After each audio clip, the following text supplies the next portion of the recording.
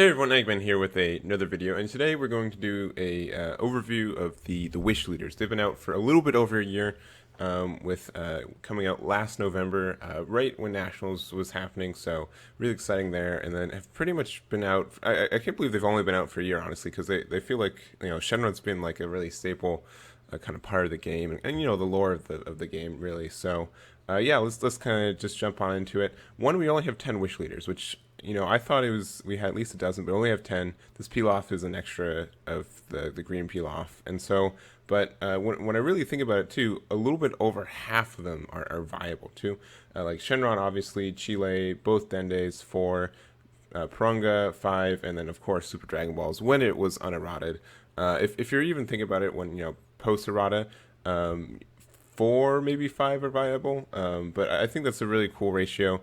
When you really think of like the first set that came out, we had the Dragon Ball leader, which came out of the Star deck, and then we had this Pilaf, this Sun Gohan, let's see, and this Sorbet, and this other Pilaf, and all these other, all these 4 suck. Like I think like it really is like showing their first drafts of these leaders, what they think would be viable, and they all really suck. I don't think any of them have seen real competitive play or real competitive placing.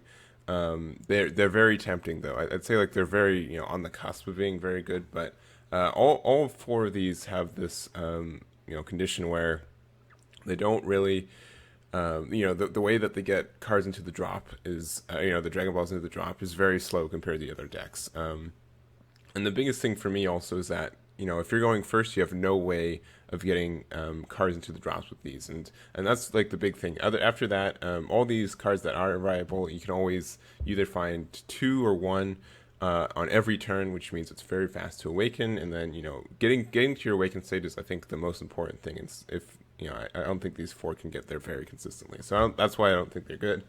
But Dragon Ball leader, right out the gates, I think it was something that was very good. So I think something a lot of people picked up on was this deck was very good at being kind of defensive for a while, not having to generate you can generate value without having to be digging into your life, which was really a first in this game. A lot of decks, if you could generate value, most of it was due to being able to take cards from your life. That's kind of how things were going. Like right now, we're kind of like in the heart of Huracan Storm.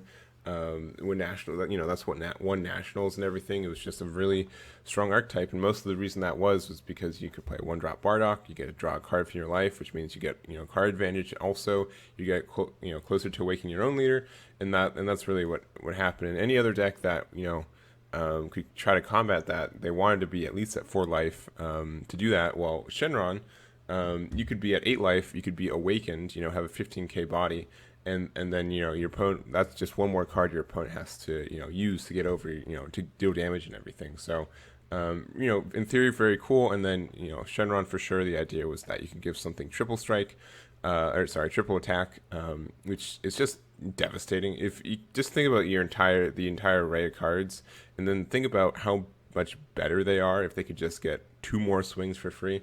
And so I think Gogeta Shenron, I think, was like one of the first ideas around that. This card was devastating, being able to reduce your opponent's hand to 3, and it has triple attack and deflect and barrier, and so being able to do potentially 9 damage on turn 5, I think made a lot of sense. It also made sense that this needs Sparking 10, and you at least have Sparking 7 with all the Dragon Balls. So here's one of the first drafts. This is I'm going to do this a lot. This is Willie Newsom. This is his top 32 championship deck from Nats last year, so very cool there. We also have some other things. One, like, I don't know if people knew this, but even before Path of Greatness, Victory Strike Shenron was a real thing.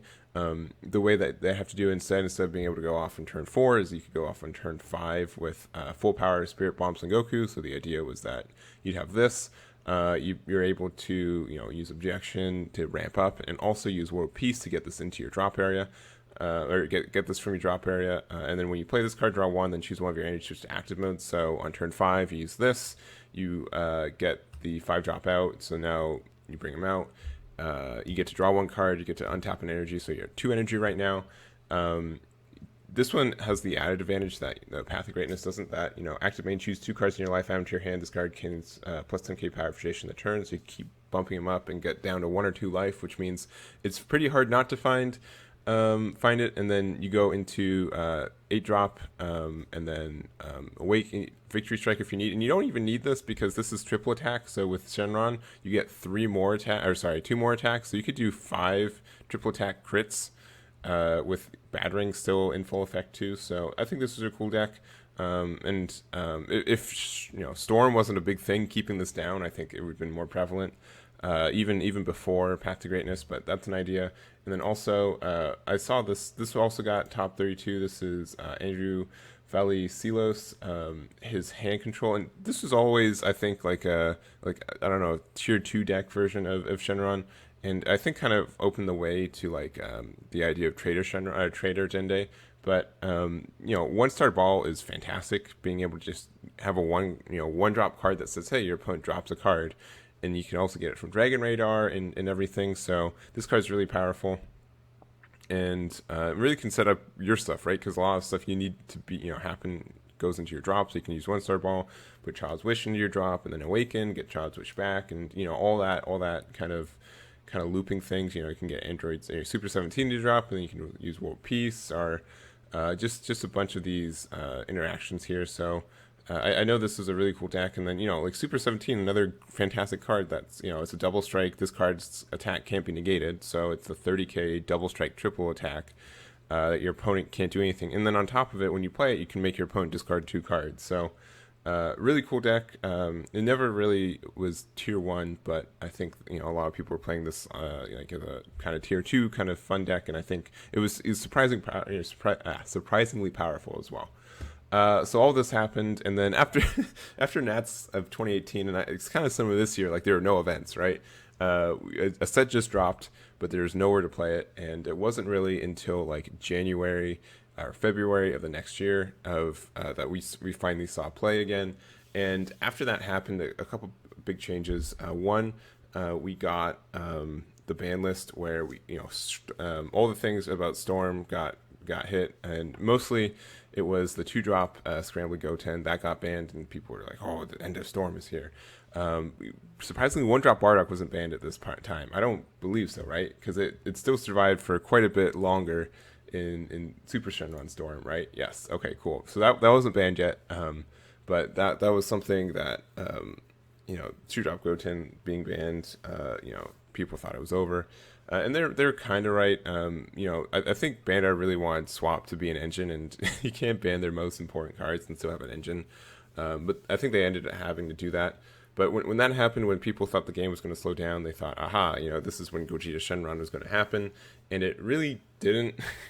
I'd say the Yellow Broly leader really kind of stopped it from happening. And between Nats and up to now, when set 6 dropped, there wasn't really that many Shenron decks being played. I think the format was too fast, and it was hard for them to survive into their win turn, and so it was really it wasn't like that until Danny Hype brought, I think it was, from what I remember, it was almost on a whim. He tried this out the day before, and he's like, you know what, this deck kind of looks fun, and we've got Super Shenron, which is, lore-wise and name-wise, Super Shenron is a really fitting name, because this deck was very, very powerful, very good. And the idea, previously with Shenron, the idea was a combo deck, and honestly, when this card was made, I think Super Shenron was the same idea. The original card was that you have to have 20 cards in your drop, so 27 with Dragon Balls. You put them into the bottom of your deck, and then at the end you get another turn at the end of the turn you're at right now. So the idea is that you can take 2 turns in a row, which seems really cool, and I think. But I don't know. Whenever you see a take an extra turn card in any game, not just this one, you have to make sure that you're very, very careful, because there are so many nutty things you can do if you can get 2 turns in a row.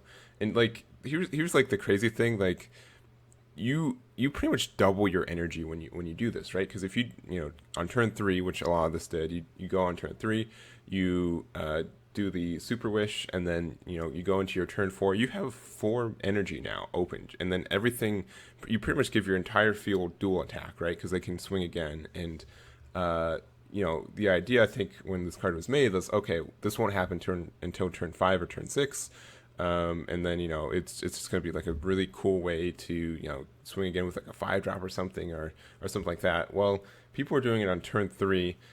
With like 3 or 4 bodies on the field, and it was a big problem. So here's the first version. It was generically storm based. Explorer Balma was probably one of the MVPs for this deck. So when you play this card, place up to 2 cards from the top of your energy into your drop area. Or sorry, place up to 2 cards from the top of your deck into your drop area. Then choose up to 2 of your energy, switch to active mode, and then draw 1. So this was dangerously good. You got to fill 2 cards in your drop and draw cards, so you got 3 less cards in your deck every time you played it. You use Child's Wish to do it, and so you can. It's 2 energy, 2 energy for 2 energy of stuff because this untaps 2. Or if you do Child's Wish for free, you can use 2 energy and then you get, you untap 2 energy for free. So that was really good. Personal Ambition was great, so you had like another version of just free untap, and all that. Just Successor of Hope was a free card into your drop area because you just play it for 0 and then you get a card to your hand. Very, very powerful. And you might see like he originally put Victory Strike into his side, and if I remember correctly, it was strictly because it's my good luck charm. I don't think Victory Strike can be played in this deck, and if as this deck matured and became more and more known, people were trying to play it more. Like you can see, let's see, this is Marcus's Cantarsi's version, and you can see Path to Greatness is in your sideboard. Why is that? Because you can use this 2-drop Son Gohan to go into, or even the Son Goku. You can swap them into the 3-drop, and then you can go into the 4-drop, right? Or you can use 4 energy to swap into the Height of Mastery. And think about this. So the idea is that so let's say on my turn 3, or if I go to turn 4, I can swap into Height of Mastery. Height of Mastery can tap out my opponent. I'll use my Shenron leader to awaken, or use the Super Wish to have another turn, and then just go again. So this thing becomes a triple strike, quad attack, and also it taps out your opponent's energy for essentially 2 turns. So that was like starting to see, that's very good, that's very cool. And then the next event, I believe this one Marcus won. He did just verbatim put in the Victory Strike and said, hey, it's super possible, and he mainboarded it. And I think the why this deck was so good and why it was so powerful was a couple of things. One is super consistent decks that in general, this deck was able to see every card in its deck, right? It cycled so much, and I think decks with as much cycle as this one, I think, can be very dangerous because it's consistent and it's very hard to not see what you need. 2, it has 2 routes. It can be either aggro, because the Storm Engine by itself is super duper good, or it can just if you're playing against a deck that's really controlling, you can play like Son Goku, Height of Mastery, and Victory Strike to like Victory Strike is just like you don't have to even attack your opponent, right? You only have to attack them once. So I think the versatility there was very powerful as well. And like a lot of these cards do several things for you, and I think that's why it became as big of a threat as it did. And eventually, this did get extra cards. Some cards got banned from this. 1-drop Bardock was for sure, and there's Child's Wish. I remember people saying like, if Explorer Bulma didn't exist, this card, this deck would have been fine, and they were calling for this card to be banned. But I think it was about time that Child's Wish got banned. I was a big proponent for that. A lot of people were saying like wish decks would be. Wait. There was a couple other decks first before this happened. One, we've got Agent of Destruction, Dende. So this is a really, really neat deck in my mind. I thought of it. It's kind of, I don't know if this existed today or if it continued to exist. I think it'd be kind of people would be over it, but it was really cool. The idea is that there came out this Arcane Absorption Majin Buu. So it's a triple strike. What you're supposed to do is activate for 6.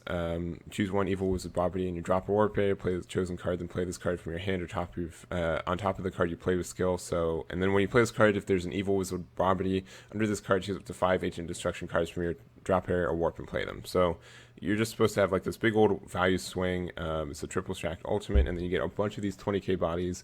A lot of them have crit or some other abilities, and they're like generically pretty good cards. and all that. So that was the idea, and I think this was still it was an intended thing because I remember seeing Bandai reps playing with this, but with 5-drop Awaken Evil Majin Buu. So this says Union Absorb, place one card from your hand. Under this card, place up to one Majin Buu other than this card with 25k power or more from your deck, and place on top of this card, then shuffle your deck afterwards. So you could just get this guy out. If this guy can essentially get this 8-drop, and it's also good because you have to put a card under your hand to do it. So you can put a Bobbity under there, and then it also fulfills the condition to do this. And so this deck made a lot of sense because one, you're playing Blue Dende, which is a burst 2. So you burst 2 cards and they get 2 Dragon Balls. So you can fill up your drop with all these agents. And then the combo is that on turn 3 you can use Child's Wish for free, get Surprise Attack Majin Buu out, and then after that you put Awakening Evil Majin Buu, which also searches for it because when you play this card, choose up to one Majin Buu with 25k power or less from your deck and add to your hand. So you do that, you get this to your hand, use 2 red to evolve over it, and then you Union Absorb by putting a Bobbity under in this, and put this into play from your deck, and then you get all these up to 5 of these things. So you get like a huge board on turn 3. And this untaps energy if it's played from your warp, which guess what, if you use minus Achilles Zone you can put it into your warp. So there's that, and I don't know, it was a bit of a glass cannon, and it pretty much relied on you making sure that this 8-drop stayed in your deck, which is I think the only annoying thing, especially with having to burst. But I think these 1-drop Bulmas are also really good at doing that too, because you can plays up to 3 cards with energy cost 3 or more, you drop area shuffle your deck and draw 1. So that was really good. It was I'd say consistency was the only issue that this deck had, but I think it was really cool, and it really did depend on Child's Wish, which means that when Child's Wish got banned, that Surprise Attack Majin Buu. And then here's my deck. I know it's mine, and I'm not going to go over it too much, but this is the same thing. I saw a lot of people saying, Son Goku Path to Greatness into Height of Mastery into Victory Strike is a very, very powerful combo, and so I thought a lot of people were playing it more aggressively, and I decided, there's options to play it defensively. Cold Bloodlust, fantastic control card. A Kind Wish, stupidly good control card. This says literally, if your leader card is a green freeze army, choose all of your opponent's battle cards ignoring barrier and place them at the bottom of the owner's deck. And if there's no battle cards in play in your battle area, choose up to one Broly BR card with energy cost of 4 from your deck and play it in the shuffle your deck. This card's stupid, and then compound with the ability to say, oh, I can just play this for 0 energy and wipe my entire opponent's board with no energy cost restrictions, no barrier, anything. Strictly, for me, the reason I did this is because, Path to Greatness, there were almost no options to get rid of this at the time. It was a barrier with 19k attack, right? Very, very stupid to get rid of. And so Kind Wish was for that. But this was just a fantastic card. You wipe your opponent's board, and the next turn you can go off yourself. With War Piece, you can get out Goku for free, and then you can go into Height of Mastery and then to Victory Strike. So that's like the big idea for it. And then you can get some more consistency there. Your Paragus, being able to run Paragus is fantastic, one of the best super combos in the game. Oobs was good too because a lot of people were playing Skillless Kidku, so you could do that. You're able to play Whis, Master Roshi, and what else? There's Dragon Radar. Flying Nimbus was a fantastic card against aggro. These Brolys were kind of cool, and they did some interesting things. There's something else about this deck. No, I don't know. Cold Bloodlust is broken. I'm happy it's at 1, but being able to just counter your opponent from doing anything for 1 energy is good. So that's that one. And then as this kind of matured, we also found some other Wish leaders could also do this whole thing as well. I think this is Brandon Bowling's Purunga one, so this one's really powerful. Purunga has the added caveat of being able to have the world piece on your leader, so you don't even have to have the world piece in your deck, or because it can be kind of cloggy outside of turn 4, so that's really cool. And we also have this is starting to be when the actual ban happened. So Child Wish got banned and 1-drop Bardock got banned, and so with those being the way they were, it was really hard for people to Super Shenron, as we know, it was dead because also it got eroded. I think you needed, was it 30 cards? I can't remember the actual. It's absurdly high because you need 30 cards, and then and I think there are 30 battle cards too. So it was like a double errata. Instead of 20 cards general, it was 30 battle cards, and I don't think I've seen anyone play it since. And I don't blame them because that's like, even statistically, saying you have 50 cards in your deck and like 8 of them have to be in your life and like 4 or 5 of them have to be in your energy area. That's like super really steep, and it's, I don't know. I think it was too steep, but I'm also happy to not play this deck ever again. So there is that. Let's see. So, we've got with Shenron, and we kind of have this bad ring is something that will go away soon as well. Mutaito is something that came out of the World Martial Arts tournament, which is like the only counter that 8-drop Height of Mastery and Victory Strike has right now. So that's really cool, but it can still be bad ringed. So that's something to keep track of. And My Skilly Zone was still a thing too, which also got banned. So that's kind of the trend there. We also have a fun deck was the Trader Dende. I think this was also I don't remember if it was Danny Hype or Danny Win, but I think it was Danny Win. I could be wrong. Sorry, Danny Hype, but I think it was Danny Win. No, it was Danny Hype, right? Oh man, I got my Danny's confused. I think it was Danny Win. Anyways, no, Danny Hype. I think it's Danny Hype. Final answer. Tell me if I'm wrong. But the idea with this deck is that this yellow Dende leader was super good, and honestly is better than the Sorbet one, and it really revolved around the revival of the Emperor. So your leader card is a yellow Shenron card. Choose one Frieza card and you drop it, and it costs a 4 or less and play it. So just easy math, using 2 energy to get a 4 drop out. Boom, right? You get twice as much, half the value, and then on top of that, you could use this for free sometimes if you use your desire for it. So there are a lot of good 4-drop Friezas. A lot of them are really disruption. For example, Clan of Terror Mecha Frieza, fantastic card. Being able to see your opponent's entire hand and then also get rid of a threat there is broken. So that's a great card there. Mecha Frieza, this is great. 4-drop Occupation of Evil Frieza, being able to use this to go into the 7-drop and wipe your opponent's field is fantastic. But mostly it revolved around Clan of Terror, which is kind of hand control-y, and then you can use like 1-star balls and other things like that. And then we eventually, like this 8-drop Fu the Dark Banisher is fantastic finisher because it gets rid of your opponent's hand and stuff, and Demigra as well. So really cool card there. Surprise Attack Frieza is another option because it's just a 15k body with crit. Sure, I'll pay 2 energy for that. So really cool deck, really control. Very difficult to pilot, but it kind of felt like one of the decks that if you knew what was going on, you made the right choice 100% of the time, you could win any game you needed. So cool deck there. And then also shouts to Syndicator for Scuffle Time.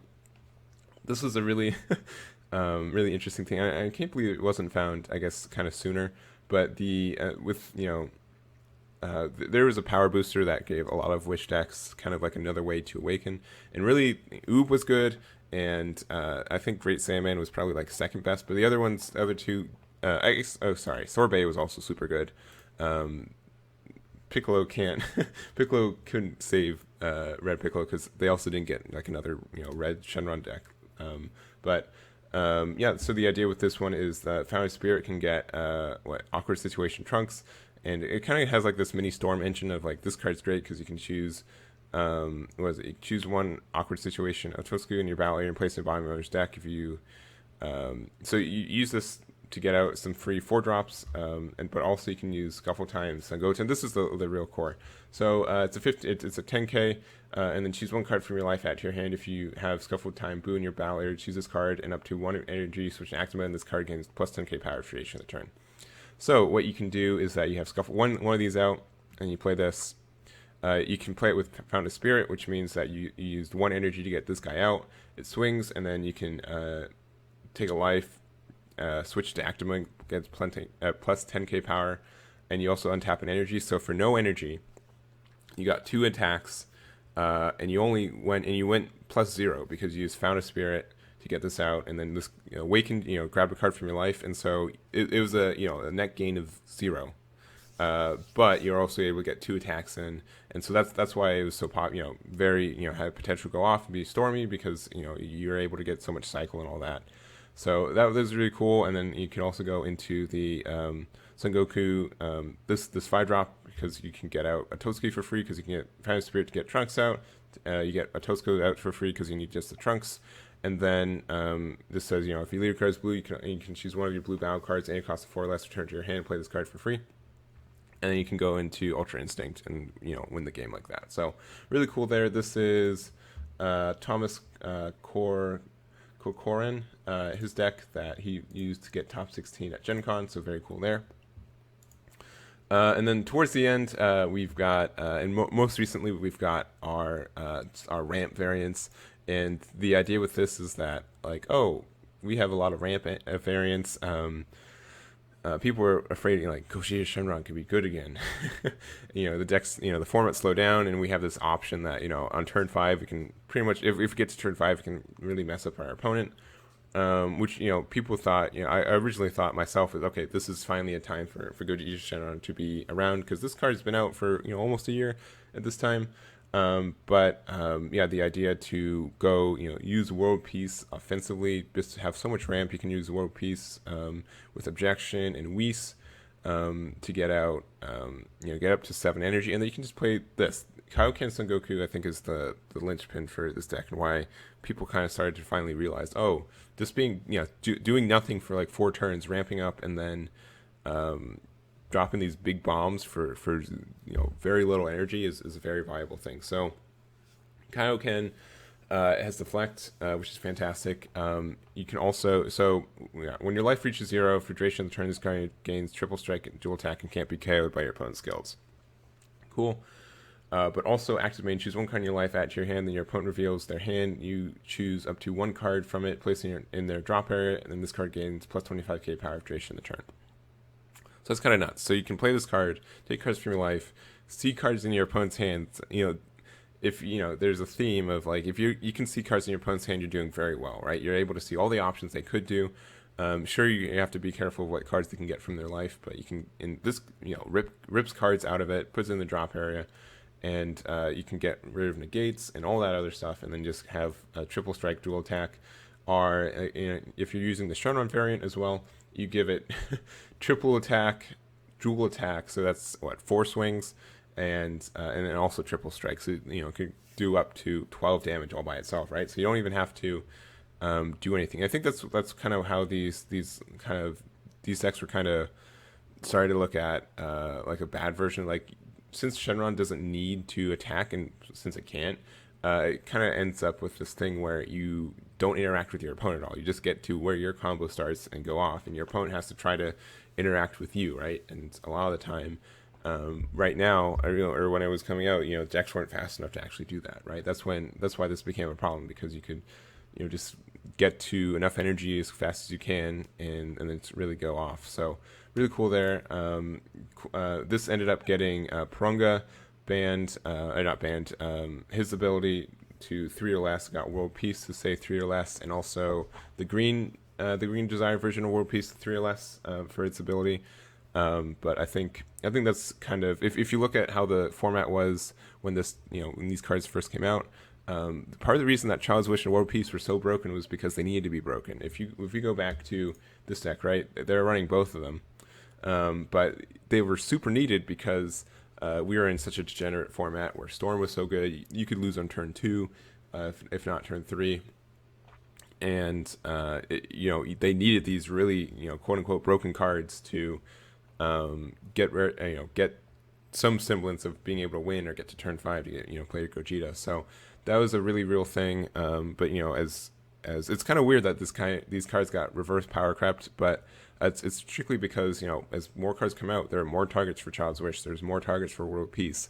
And I think from a design point of view, it became kind of tedious to design cards that said, "Oh, we don't want this to be Child's Wish, so we won't do that." And additionally, I think there's the same issue with World Peace and Purunga. And it's we don't want to have to, design cards around strictly saying play from your hand or something like that, and balance it around Shenron. And I think banning these two cards makes sense. I think they did what they were supposed to do, but now when we're looking at the game as a whole and where it's developed into kind of a slower, a grindier format, these cards don't really have a place in that, and can be very overpowered. So that's just a really brief overview, and I say brief, but this video is taking like half an hour, so that's cool. Hopefully you enjoyed me talking about it. But yeah, thank you guys so much. I really do like the Wish Leaders. They've never been like I think outside of Super Shenron and I think Shenron Ramp towards the end here. They've really and I've looked through all these events. I'm actually surprised by how almost little of an impact they've made. I think Shenron's the exception to that because it's always been viable and people have been trying to play it for a while. But it's really interesting that it's rarely been the majority of decks in the format. I think it's always been kind of more niche outside of once again Super Shenron and Ramp Shenron. But I think they're really cool, and I'm hopefully they're going to be developing a couple more leaders with this style. I think it's really cool. It's an alternative way to play the game, and yeah, I really do. I didn't know how I felt about it when it first came out, but I thought it was it's really cool, right? You gotta put the Dragon Balls in the drop area, and it's kind of like the lore of the show, and I'm really happy about how it was implemented in that way, and hopefully it will kind of continue from there. So thank you guys so much. Let me know what you guys what I missed about all this. Let me know what you guys if you guys like these really long kind of analysis videos. If there's another topic or another kind of deck or format or anything like that you want me to go over. And yeah, that'll be it. So thank you guys so much for watching, and I'll catch you all next time.